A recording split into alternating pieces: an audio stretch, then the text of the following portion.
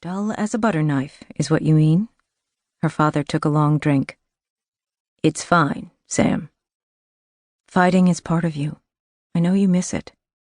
Those words, Lucy somehow knew, were the needle sliding in.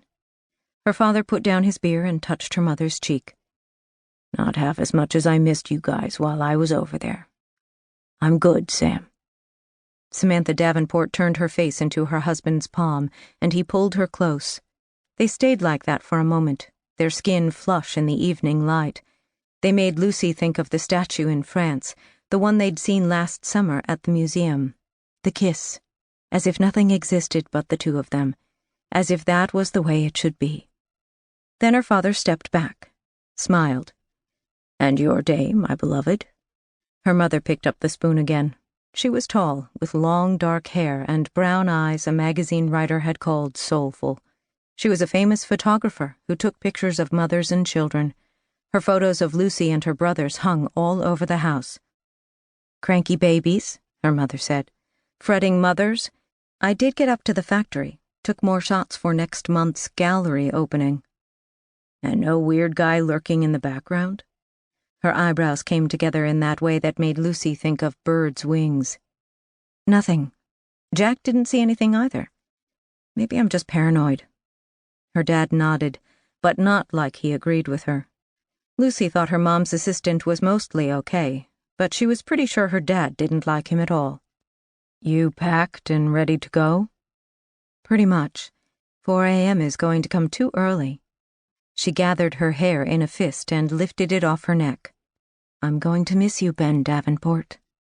He took her hands in his, freeing her hair, and pressed his nose into the long strands. Where are the boys? Upstairs, doing their homework. Then it's just us. He put his arm around her. Daddy! Lucy cried. Her father winked at her mother. Did you hear a mouse? Daddy!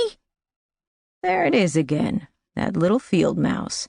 I thought we shooed it away. I didn't hear anything, her mother said, smiling. Daddy! This time Lucy stomped her foot.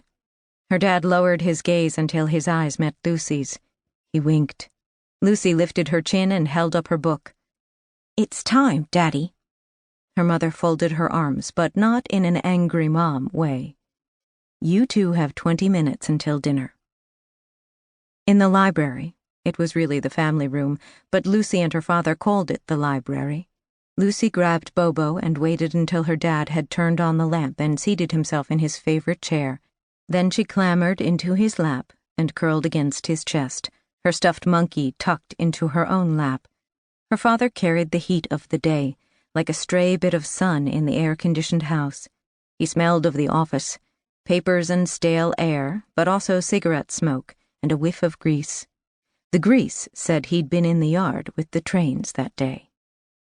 You had peanut butter for lunch, she said. Sauté, he answered as he opened the book. Chicken with peanut sauce. Much better than kimchi. Now, where were we? His chest rumbled beneath her ear as he read. The Lion, the Witch, and the Wardrobe. Her favorite. Not least because her mother had named her after the little girl in the book, Lucy Pevensey. Lucy, who was brave and honest and good.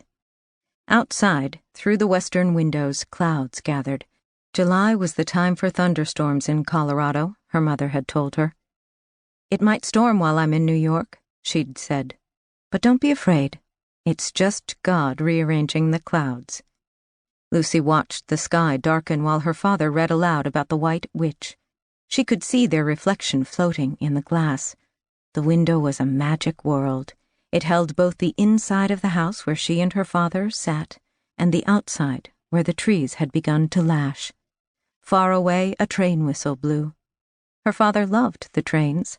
That's where he worked now that he wasn't a soldier anymore, writing a book about the railroads. But the sound of the whistle always opened up something in Lucy that was far away and sad. A silver thread of lightning shot down from the sky. Lucy shivered.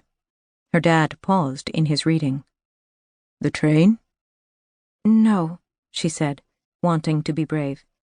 And not the lightning, neither.